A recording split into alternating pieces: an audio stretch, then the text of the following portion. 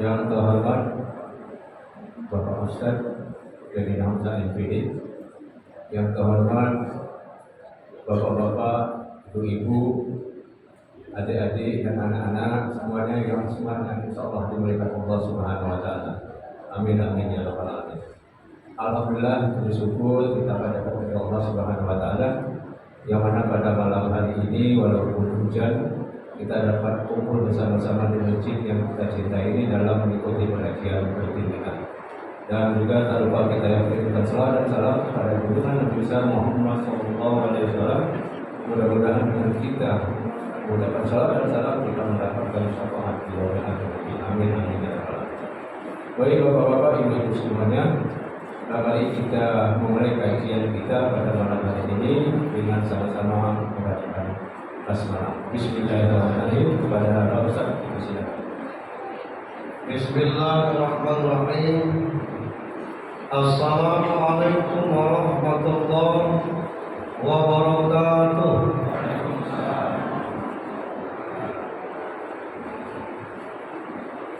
Innal hamdalillah, alhamdulillahilladzi anzala as-sakinah fi qulubil mu'minin liyazdadu imanan ma'a imanihim. Walillahi junudus samawati wal ardi wa kana Allahu aliman hakima.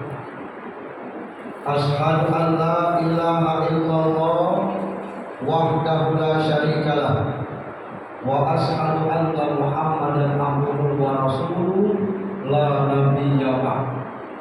Allahumma shalli wa sallim wa barik ala sayyidina Muhammad bin Abdullah wa ala alihi wa sahbihi wa man. Qala Allah Ta'ala fi kitabihil karim, a'udzu billahi minasy syaithanir rajim. Bismillahirrahmanirrahim. La in syakartum la azidannakum wa la in kafartum inna adzabi lasyadid. Shadaqallahu azim. Jamaah salat maghrib insyaallah sampai isya nanti yang dirahmati Allah Subhanahu wa taala. Yang merusak ketenangan, yang merusak kebahagiaan itu ada mukato yang nempel lengket di kepala dan hati.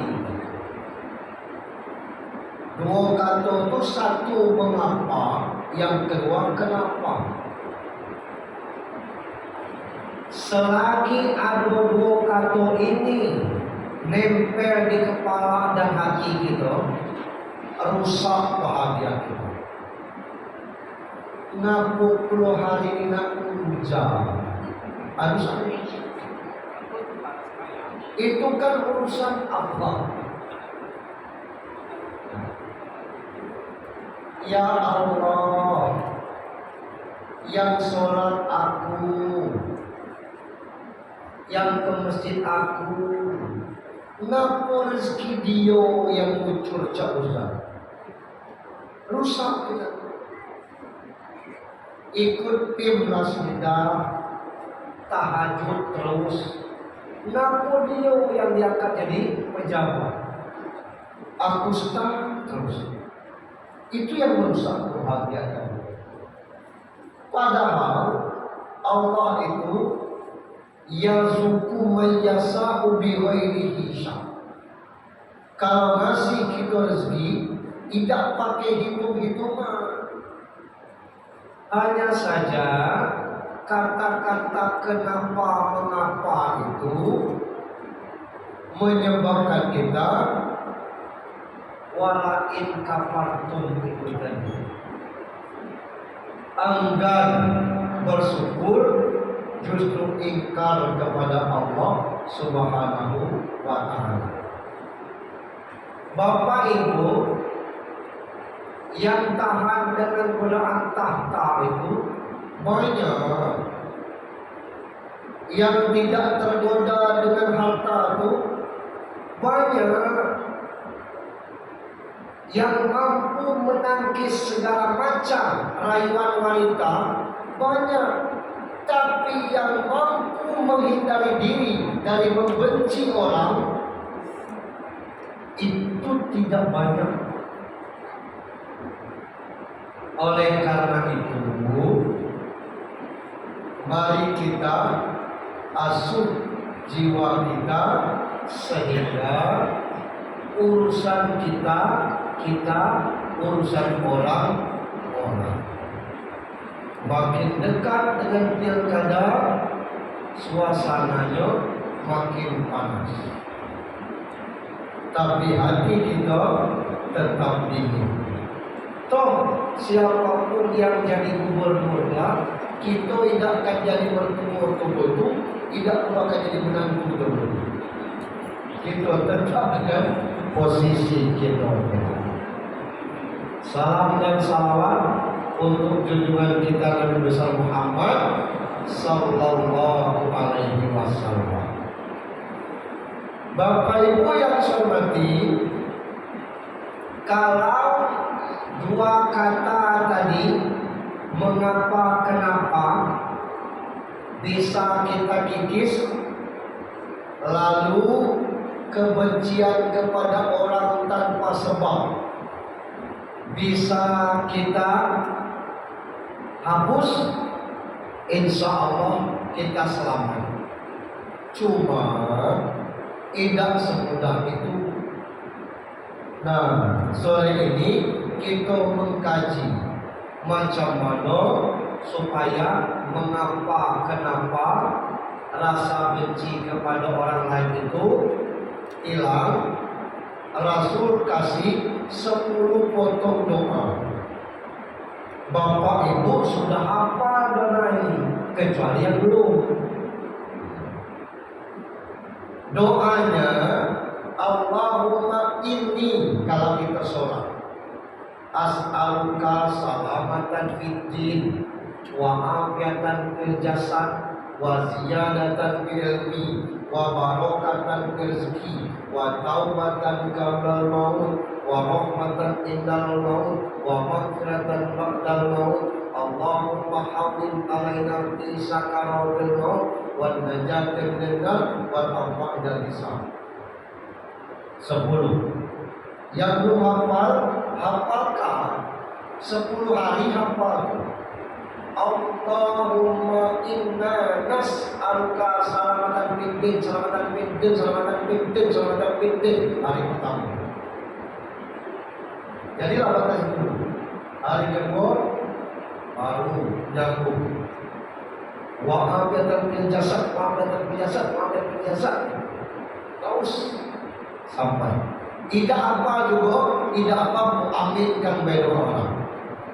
Cuman koreksi dikit, kalau sudah pakai Allahumma inna nas'aluka di depannya, jangan lagi benana-nana di belakangnya. Ada kita dengar Allahumma inna nas'aluka salamatan fiddina wa afiatan fil jasadina wa ziyadatan fil ilmina wa barakatan fil rizqina. Benana-nana la barakatuh. Jadi salah harus indah, cuma tata bahasanya yang salah. Kalau artinya indah. Itu yang kita bahas sore ini. Batas mana sampai, batas kisah selesai, batas kisah. Kamu belum selesai, kita sambung batas subuh. Kamu tak beda kembali. Salam dan salawat untuk junjungan kita Nabi besar Muhammad sallallahu alaihi wasallam.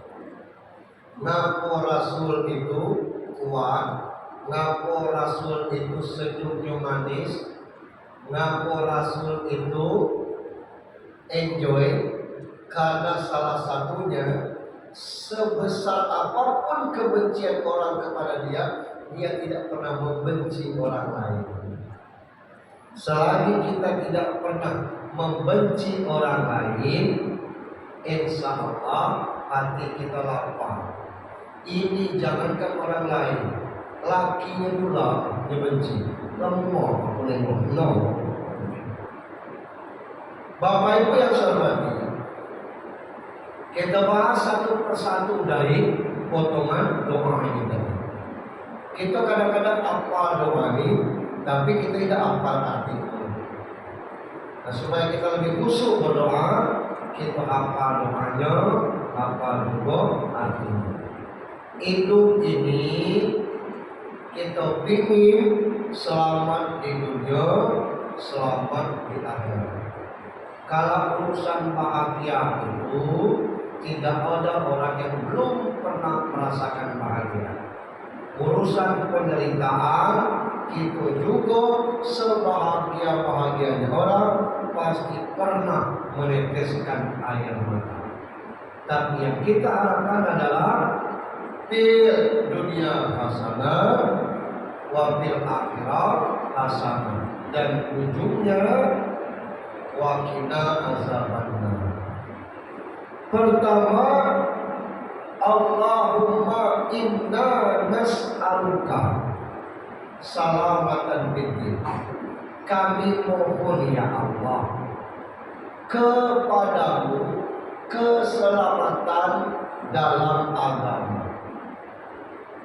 Indonesia diperkenankan hidup 6 agama: Islam, Katolik, Protestan, Hindu, Buddha, Konghucu. Kita Allah kasih hidayah menganut, memeluk, meyakini Islam. Dan menurut kita, inna dina indal Islam. Sesungguhnya agama di sisi Allah adalah Islam. Bagi yang belum masuk Islam, Allah terbuka, la ikraha fiddin. Tidak ada paksaan dalam memeluk agama. Tapi kita yang sudah kadung beragama Islam minta selamat dalam menjaga Islam kita, agama kita. Nah, agama itu bahasa Sanskerta. Dulu kata guru SMP, A itu artinya tidak, gama itu artinya kacau. Jadi agama itu tidak kacau. Maksudnya pemeluk agama yang taat, dia tidak akan mungkin mengacaukan agama dan mengacaukan agama orang lain. Perkara aliran sesat, namanya juga sesat. Kalau yang sesat itu tidak lurus, tidak sesuai dengan jalur Islam yang Allah turunkan kepada kita ini. Ada pedomannya, lengkap di pedoman itu. Namanya Al-Quran. Zalikal kitab la raiba fihi hudal lil muttaqin. Inilah kitabnya, petunjuk orang yang bertakwa. Di Al-Quran lengkap tapi tidak terperinci. Ibarat peraturan itu baru ada undang-undangnya, belum ke PP. Maka PP itu ada di hadis. Allah katakan aqimis sholat, dirikan sholat. Tidak ada cara sholat di alam Al-Quran itu. Maka sholat, shollu kama ra'aitumuni usolli. Penjabaran lebih rinci tentang itu lagi ada dalam ijma, kesepakatan pemikiran para ulama yang memungkinkan lagi meniru itu. Ngapo orang akikah dengan sapi, padahal hadisnya kambing itu dikiaskan. Ngapo orang Indonesia kalau ke makam bawa bungo, tabur bungo, kalau dikiaskan dengan hadis Rasulullah pernah menancapkan pelepah kurma. Itu kias namanya. Kelengkapan itulah menyebabkan kita bisa selamat dalam beragama. Keselamatan dalam beragama inilah kita mohon perlindungan kepada Allah dengan jalan kita melaksanakan syariat-syariatnya sebatas kemampuan. Itu enaknya Islam. Takwa itu bukan memaksakan, tapi batas kemampuan. Pajak berangkat haji berangkat, tidak pajak kalau tak ada duit tidak usah gugur. Pajak berzakat bayar zakat, tidak pajak kalau tak duduk di rumah orang bayar zakat begitu. Pajak puasa, tidak pajak puasa ganti hari yang lain kalau kita sehat atau safar. Pajak sholat sambil tegaklah, tidak pajak ambil kursi duduk di kursi. Yo tidak pajak duduk lagi Pak guling. Yo tidak pajak ngomong lagi Pak dalam hati. Yo tidak pajak apa lagi Pak ini masukkan di koringo dalam hati. Itu sholat. Sholat itu sampai mati atau orang bijak. Jangan mati baru nunggu disolati. Ini sholat. Nah ini Islam. Indahnya agama itu kalau kita jalani syariat-syariat yang ditentukan oleh Allah. Yang kedua, wa'afiyatan fil jasad. Minta sehat jasad ini. Sehat jasmani ini faktor pertamanya dari makanan.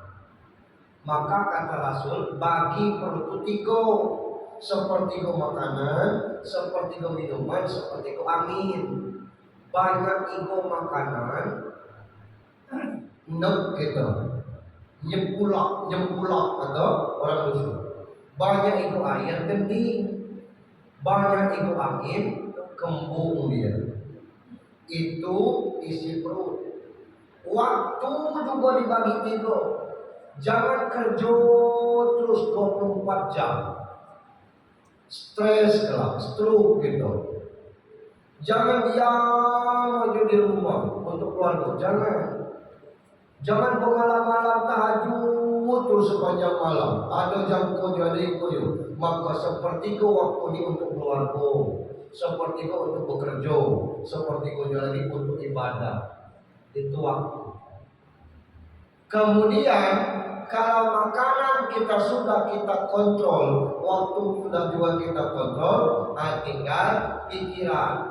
Walaupun makanan itu banyak, enak, tapi pikiran kita tidak sehat, itu belum tentu nyaman.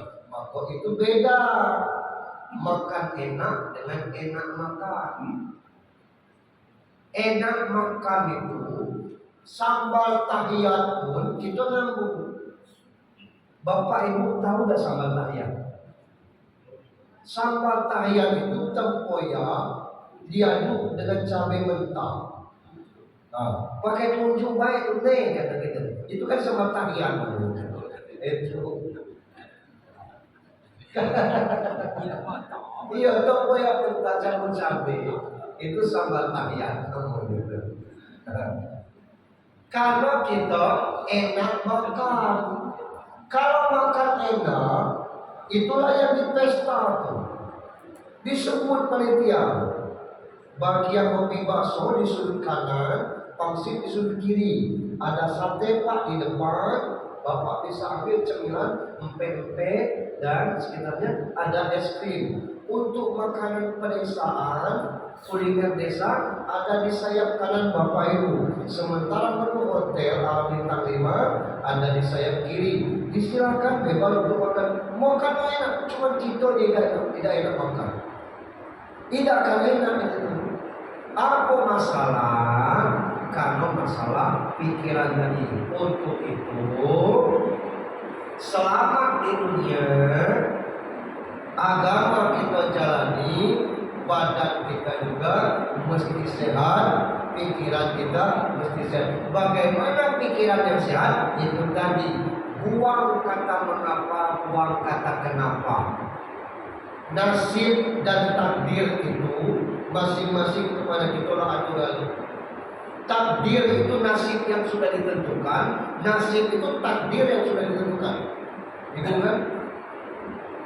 Takdir itu apa Pak Ustaz? Nasib yang sudah ditentukan. Nasib itu Pak Ustaz, takdir yang sudah ditentukan. Gampang aja itu. Contohnya cabai. Takdir kita makan cabai kepedasan. Karena nasib cabai itu pedas. Takdir cabai itu pedas. Nasib kita yang makan cabai kepedasan. Nah, kita mungkin tidak ahli di dalam bisnis, tapi pacak bertukang, kerja rapi, kerja rajin, insya Allah belum selesai rumah yang sebuah orang tawarkan bikin rumah yang lain.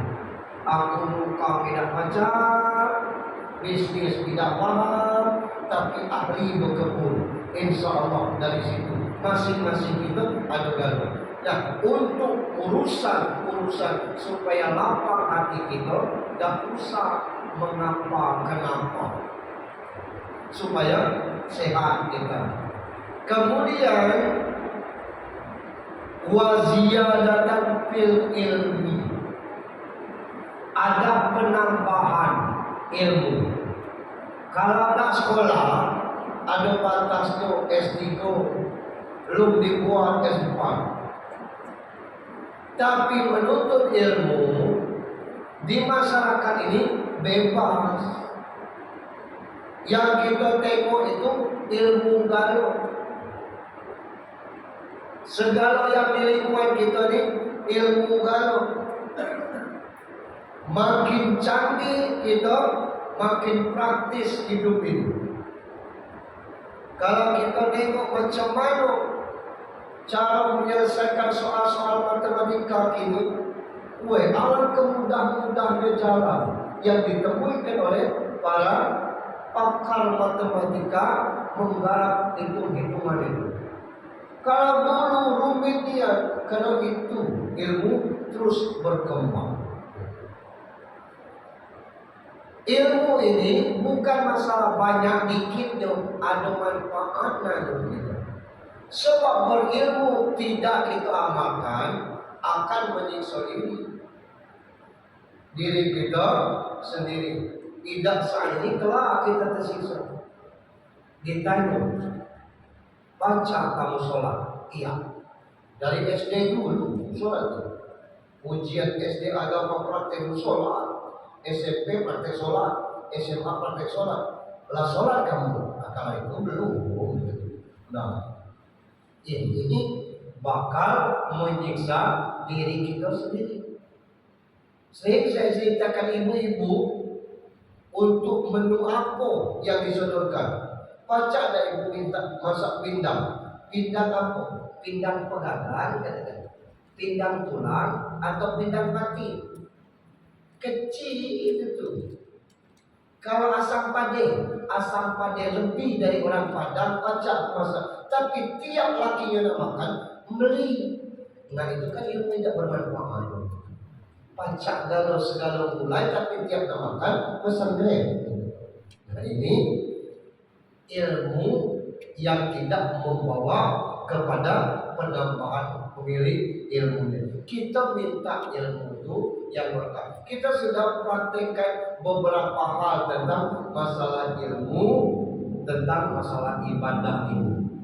Salah satunya ada malam Jumat yang kemarin saya ditanya, Pak Ustadz, andai kata saya sholat di masjid, saya ini sholat sunat, orang cuil bahu aku ni, aku nak ngasih tahu sholat sunat, aku ni sedang sholat, nak aku batalkan, tanggung kau ini. Macam mana caranya Pak Ustaz? Saya bilang, turunkan tangan kanan Bapak. Ngasih tahu kepada yang tak bermakmum itu, ini sholat sunat kanan. Kalau dia tidak ngerti Pak Ustaz, ia lanjut baik. Saya bilang. Kita sudah kasih kode, dia tidak ngerti. Yang imam depan itu sholat sunat sah, yang di belakang untuk ikut sholat wajib, sholat zuhur atau sholat sunat, sholat asar juga sah dia. Karena sudah dikasih kode, dia ngerti. Itu ilmu dalam kita masyarakat. Banyak hal yang pernik ilmu-ilmu yang amat-amat sangat sepele, yang itu kadang-kadang sangat bermanfaat. Maka dengan itu kita ada penambahan ilmu yang bermanfaat bagi kita, bermanfaat juga bagi orang lain. Yang berikutnya, wa barokatan rezeki. Rezeki yang barokah. Rezeki yang barokah itu kuncinya satu, halal. Sebab Allah katakan kulu mimma fil ardi halalan thayyibah. Makan segala yang ada di atas bumi Allah ini syaratnya halal lagi baik. Kenapa Allah katakan model itu? Sebab boleh jadi dia halal, tapi selera kita masing-masing beda-beda. Orang ketemu gulai pelus, itu rencana tidak nambur, rencana nak diet, laju urung diet iya pelus ini kata pagi bayar diet. Tapi ada orang iya sakular ini tidak makan aku. Nah bagi dia kurang baik. Dia nak makan muntah misalnya, enak perutnya. Ya tidak usah, jangan dipaksakan. Itu ada seperti itu. Ada orang yang hobi dengan makan belut, apalagi belut dipanggang, harum yang baunya. Tapi ada orang yang tengoknya caular, tidak termakan dengan dia. Rasul pernah disajikan daging biawak, bahasa Arabnya dam. Rasul tidak ngambil daging dam itu, dan Rasul tidak melarang untuk makan itu. Maka sahabat waktu itu makan daging dam, dan artinya bahwa biawak itu tidak halal untuk dimakan. Yang tidak termakan, Pak Ustaz. Jangan, tidak termakan. Nah ini yang halal. Daging kambing disembelih dengan ucapan bismillah, halal itu. Tapi ada orang yang tidak berani makan daging kambing. Ampun ya Pak Ustaz, aku kambing hidup baik, aku nunduk di batu. Sakit ketakut daging kambing misalkan, tak usah, daripada berbahaya bagi dia. Nah, dari hal-hal yang halal inilah memunculkan keberkahan. Sebab segala sesuatu yang bersumber dari yang haram, kita jalani ke jalan yang halal, tidak masuk dia. Misal duit hasil judi online, kita sedekahkan ke kotak celengan masjid, barokah ya Allah, tetap dia tidak akan berkah. Atau duit hasil kita jual daging babi, setelah tahu kabut haram, kita bayar kredit motor, tahu barang haram, tidak kami makan. Untuk kredit motor saja tidak.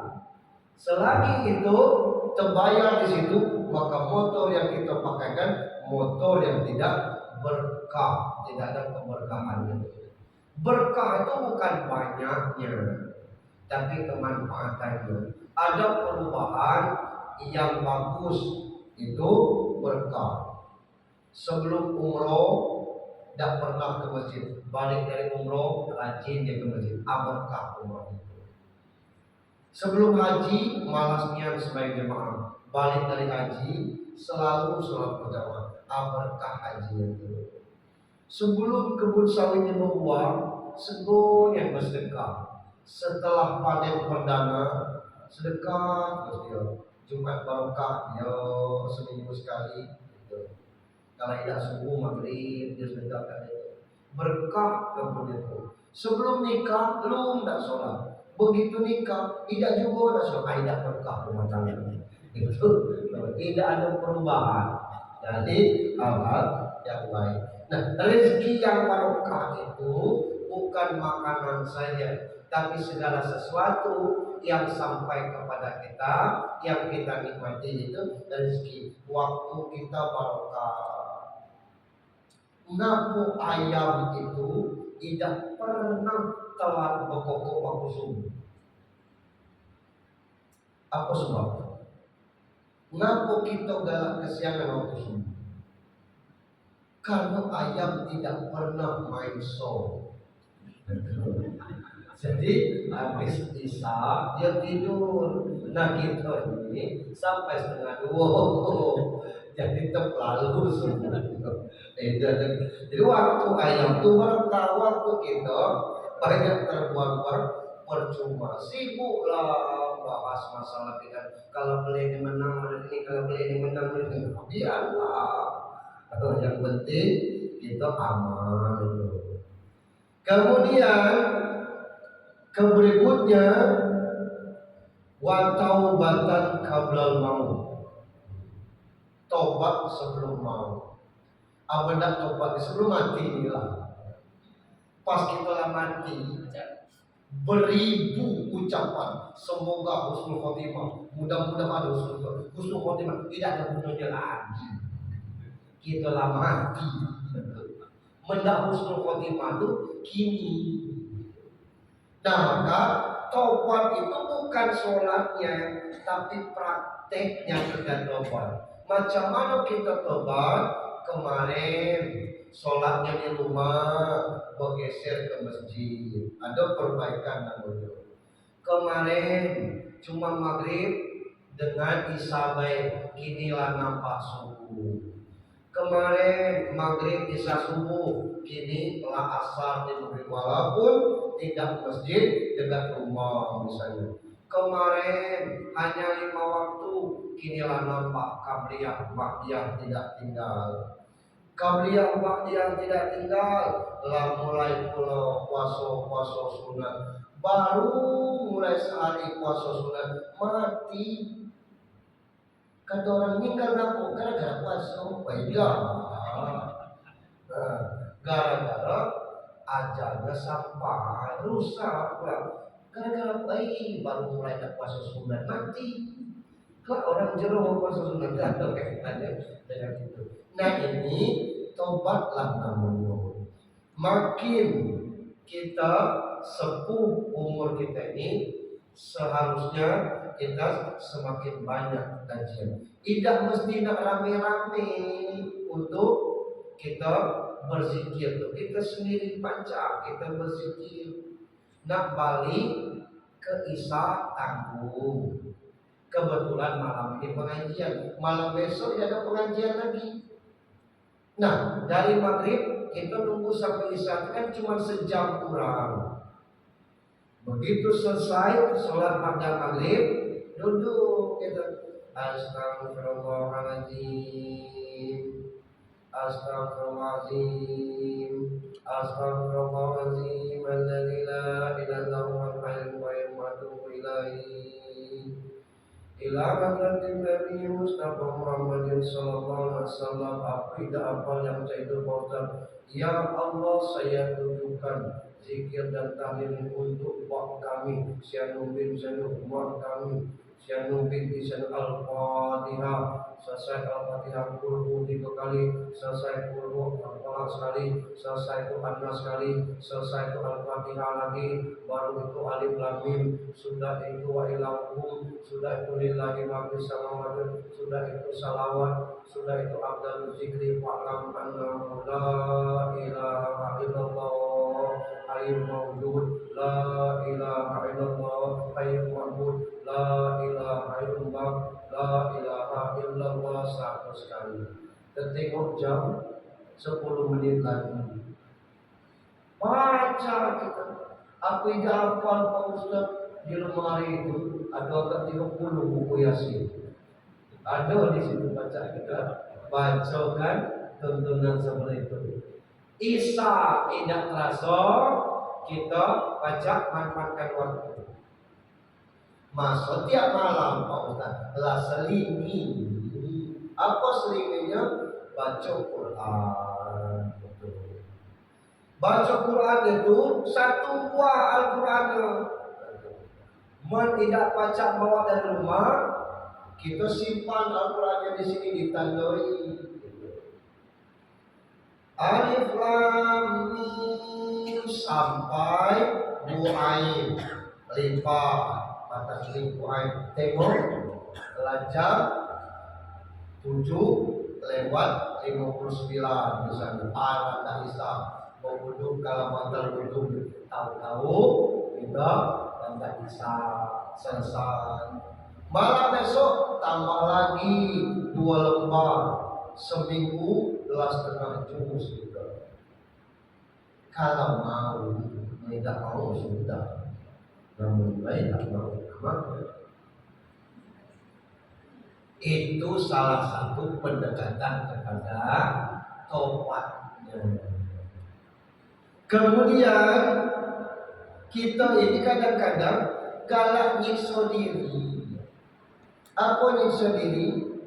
Duit aduh, awak mampu diajak umroh, nyari travel yang harganya paling murah, berangkat umroh. Cuma itulah jaraknya dari hotel jauh, awaklah tunggu umroh dengan hotel yang jauh, tidak macam aman berduit, cari yang kelas bisnis, hotel di halaman masjid itu.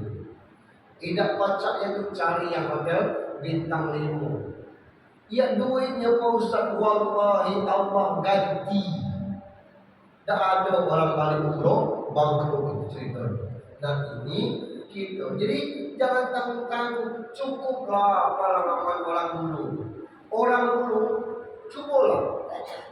Ingat-ingat dulu, ada yang berkerbau sampai puluhan ekor. Karena tidak segong dia kerbau dulu.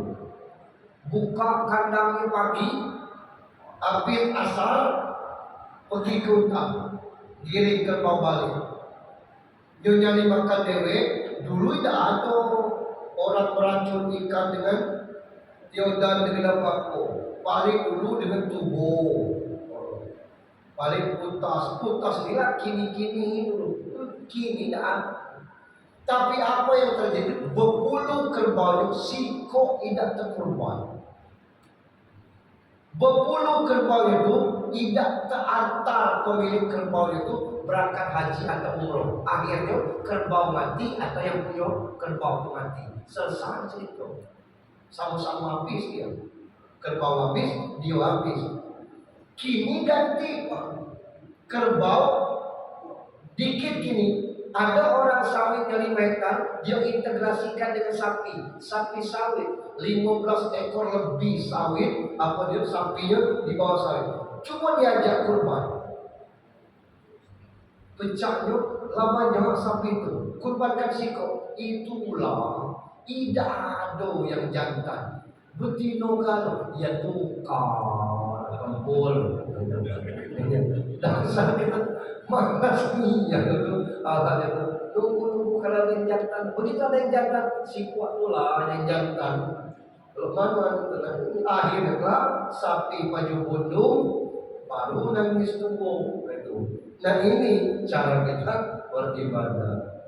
Kemudian warahmatan tinggal mau mendapat rahmat menjelang kematian. Apa rahmat menjelang kematian itu? Ada kasih sayang Allah, makin taat dia, makin bagus ibadahnya, makin bagus akhlaknya.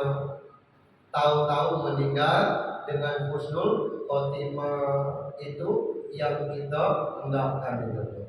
Nah, yang model-model ini banyak kita tengok. Salah satu yang sering saya sampaikan itulah Imam besar Masjid Raya Baitul Izzah, Dr. Puan Muzakkar. Segala sakit orang dia ikuti, vertigo kena, asam urat langit 10, COVID 2 kali terkurung di rumah sakit kota. Tak gitu. Kalau aku ni lemah ninya, COVID ini tidak baca, fisik lemah. Kenapa COVID? Di mana dia tinggal? Sedang terjebak di masjid lain. Kan itu yang kita harapkan sebenarnya. Begitu juga dengan yang lain. Melitung baca Yasin, habis nafas, lalu keloknya tinggal sedang baca Yasin. Sudah nyumbangkan untuk pembangunan musola, tinggal kata orang barokah rezeki bapak itu. Kami baru dapat kabar sepulang dari sini nyumbang, dia meninggal gara-gara nyumbang itu udah tinggal mungkin ada. Kemudian wa maghfiratan ba'dal maut, ampunan sesudah mati. Apa ciri orang yang galak kita dengan wih jak tidur baik jadi nggak iyalah menjawab. Ada wih bersihnya mukanya, wah itu orang ramai dan sebagainya. Lebih daripada itu, begitu bapaknya meninggal, anak-anaknya jadi tangan suruh yang mengaku. Begitu bapaknya meninggal, menantunya jadi jamaah tetap anak-anak, wah itu wah maghfiratan pada mengaku. Anak-anak menantu ini doakan bapaknya. Itu yang kita harapkan. Ini anak situ melawanku. Ini kadang-kadang maka susah kita urusan sholat ini. Allahumma hawwin alaina fi sakaratil maut. Ya Allah, mudahkan kami dalam sakarat maut. Bapak Ibu pernah nengok tak orang yang nak mati mengucapkan la ilaha illallah baru mati? Ada tak? Lu pernah tengok? Iya, ada Pak, tapi di sinetron. Artinya kan sulit mati la ilaha illallah. Tapi setidaknya saat kita sakit 2 jam aja bisa sakit, istri megang tangan kanan, anak tua megang tangan kiri, anak yang tengah ada di kiri. Kita ngomong, Bu, capnya berat Bapak di, ya Allah Pak, istighfar. Kata Pak Pak kata kita, nyebut Pak buat kata kita, gue ngucap cap kata kita kan. Anak juga ngomong, ya jangan ngomong itu, kami belum siap. Jaga ibu ya nak, maafkan bapakku, maafkan ayah nak ya, akur kamu tak mati ada yang saya itu Pak? Tidak ada yang saya itu dalam genggaman anak itu. Ya itu yang kita harapkan. Nah itu kan hawin alaina bi sakaratul maut. Allah mudahkan sakarat maut kita. Itu yang kita harapkan. Kalau Allah mudahkan kita sakarat maut, apa yang kita khawatirkan? Sakarat maut yang mudah pun sakitnya sama dengan mengkuliti kambing hidup-hidup, sama dengan menghunjam batang luka ke perut lalu ditarik. Itu sakitnya sakarat maut. Sempat meninggal dengan tidak membawa beban, apa maksudnya meninggal mendadak, itu kan yang luka bagi yang ditinggalkan, bagi yang berangkat aman. Ini sakit berbulan-bulan, bertahun-tahun, sarung kalau gitu. Yang nunggu salo, itu juga salo. Tapi itu selalu ada hikmahnya. Orang yang sakit berbulan-bulan itu cara Allah mengampuni dosa-dosanya. Dalam hadis dikatakan orang yang sakit sabar dengan penyakitnya, maka dosanya gugur seperti daun di musim kemarau. Cuma kadang-kadang kan kita ini tidak sabar dalam satu akhirat. Nanti tidak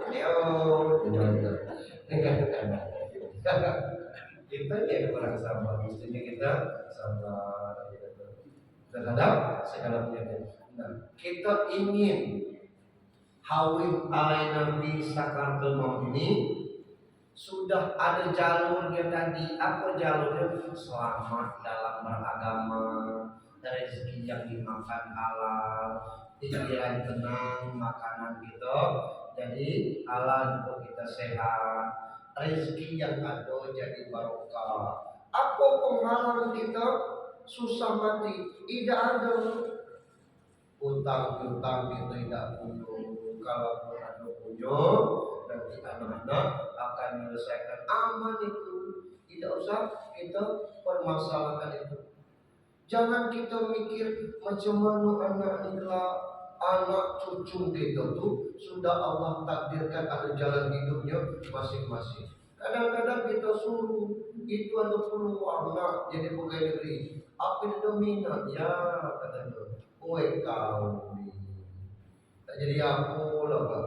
Justru dia tak jadi pegawai negeri, dia cari jalur swasta lebih berkembang.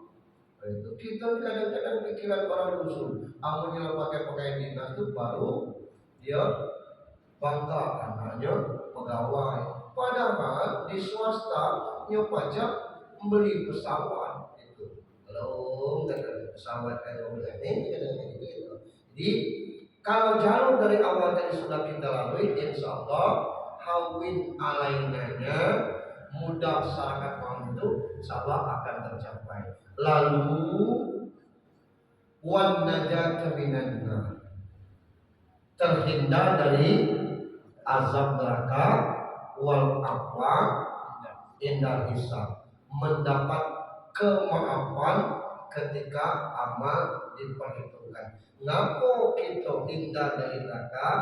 Karena amal-amal kita mendapat kemaafan dari Allah Subhanahu wa taala. Apa kemaafan? Yang salah Allah ampuni, yang berkah Allah ambil, yang baik Allah catat. Bagi Allah itu satu kebaikan 10 kali lipat pahalanya. Manja bil hasanah falahu asru amsalihah. Sekali berbuat kebaikan 10 kali lipat balasan di sisi Allah Subhanahu wa taala. Tinggal kita doa yang sangat simpel. 10 potong ini bukan untuk kita hafal, tapi untuk kita amalkan. Kita hafal tidak kita amalkan, untuk apa? Kita amalkan walaupun tidak hafal, insya Allah aku tidak hafal Pak Ustaz, tapi aku beramal seperti itu. Itu yang terindah. Hidup ini sulit itu karena kita mikirnya yang sulit-sulit. Tapi kalau kita mikirkan yang praktis-praktis, saya teringat saya katakan dulu waktu masih kuliah, sabun sinar laut itu bagi saya 4 musim. Sabun cuci, sabun mandi, sampo, sekaligus sesekali kalau mandinya tidak di dalam rumah, di waktu mandi jadi sumur. Nengok ada orang sumur, kalau tidak dicolekkan ke sikat gigi, jadi odor. Ada pahit sabun sinar laut kalau tidak jadi odor. Nah itu dulu buktinya sampai sekarang kita masih hidup. Demikian Bapak Ibu, mohon maaf kepada Allah maupun bila hitam bila hidayah. Assalamualaikum warahmatullahi wabarakatuh. Baik Bapak Ibu, demikianlah ceramah dari Bapak Ustaz Ujihan dengan tema apa dan mengapa ya. Jadi kalau apa dan mengapa